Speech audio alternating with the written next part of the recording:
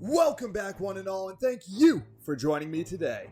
As always, I am Daniel Blake, and if you have spent longer than 30 seconds in the world of Baldur's Gate 3, you have inevitably come across some pretty strange and fantastic creatures. I mean, when one of the first things you see is a mind flayer putting a psionic little friend inside of my girl Lae'zel's brain, you know we're going to be in for one hell of a ride.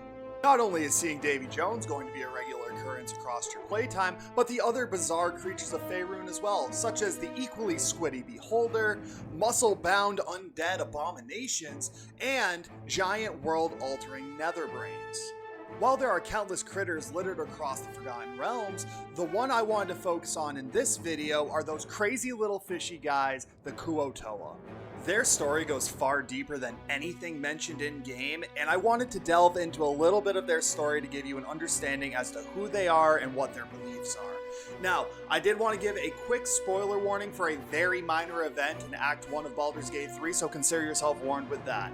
But without any further ado, let's delve into the lore of these aquatic little dudes. The Kuo-Toa are classified as a medium humanoid averaging 5 feet tall and a weight of 160 pounds. They kinda look like if you crossed a stubby barracuda with Abe from the Oddworld series. Their eyes are incredibly keen, being able to see through darkness both on land and underwater. Their scales are normally a grayish blue, but can change color depending on the mood of the Kuo-Toa. For example, when they're angry, they can turn red. They secrete a slimy substance which has multiple benefits, including a layer of natural armor which protects them from sickness and poisoning, and as a moisturizer for when they're out of water. Much like fish, the female Kuo-Toa lays eggs in the water and then the males inseminate them. The hatchlings resemble tadpoles, becoming known as fingerlings.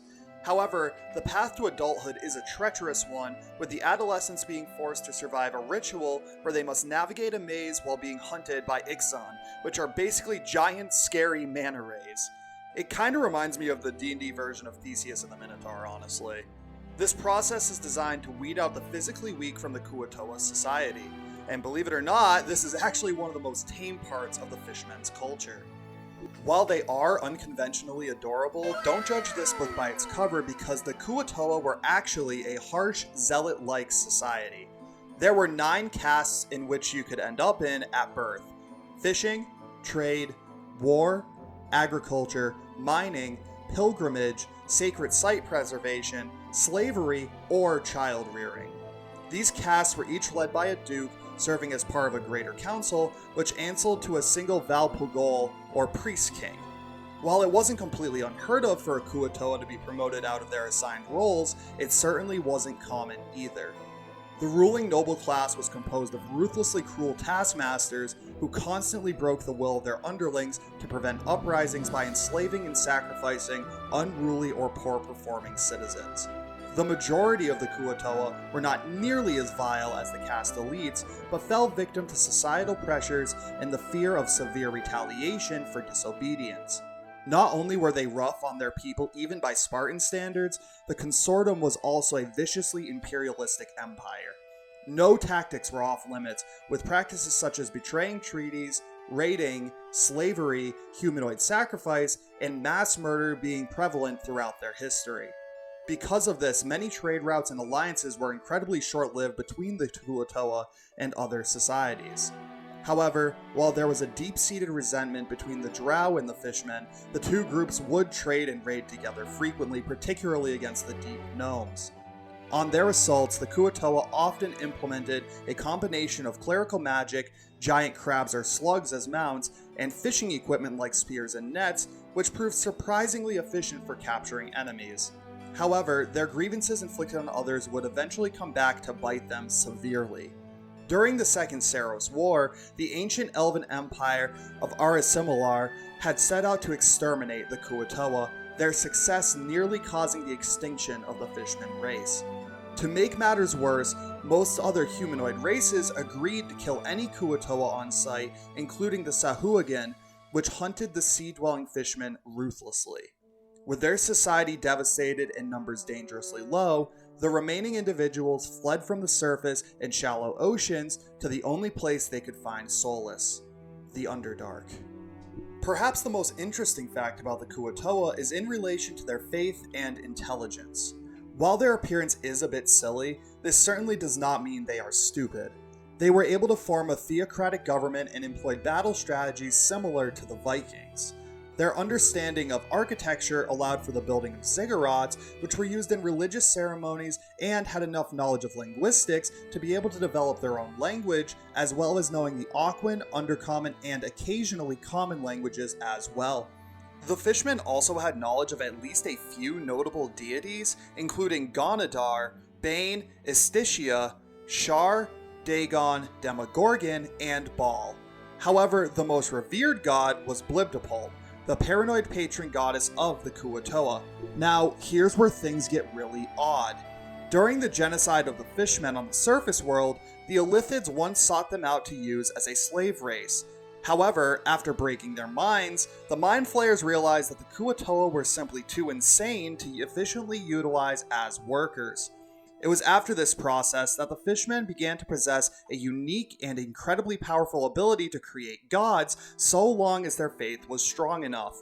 This is actually almost identical to a belief in real life originating in Tibetan Buddhism referred to as a tulpa, which is defined as a materialized being or thought form created through spiritual practice and intense concentration. It is unknown but certainly possible that Blibdapulp was actually a manifestation of the Kuo-Toa's desire for a motherly deity after their society and minds were broken. We can see their power in full effect inside the Festering Cove area of the Underdark during Act 1 of Baldur's Gate 3. During this sequence, a tribe of Kuo-Toa are seen worshipping a deity known as Bual, which is their mistranslation of Baal. In their naivety, a simple redcap was able to convince the fishmen that he was the god of murder. Even with the faith of only a few Kuo-Toa, the redcap gained immense strength and influence over them. If you manage to kill the false god without aggravating the fishmen, they will instead begin worshipping you almost reflexively. While the Kuo-Toa seem to have a history of cultural subservitude, I believe that it was the mental breaking by the Illithids that truly made them susceptible to trickery and domination by others. At present, the Kuo-Toa are a shadow of their former selves, both mentally and societally. However, from what we now know of their history, this may not be a bad thing, and their susceptibility to influence could sway from a morally evil to good ideology with proper leadership. No matter how you look at it, the history of the Kuo-Toa is one filled with brutality and abuse. Their civilization has been both on the giving and receiving end of terrible crimes, primarily brought on by a truly wretched theocracy and a class system that was designed to remove individuality and embrace dominion.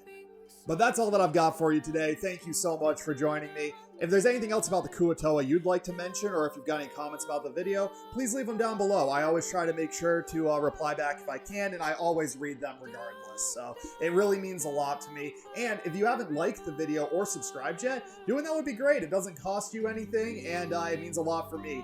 But if you are feeling extra generous, I do have a Patreon in my bio, but no stress on that. Any love you're willing to give, I'm all too happy to receive. Thank you so much for tuning in, and I hope you have just the most wonderful day. Deuces!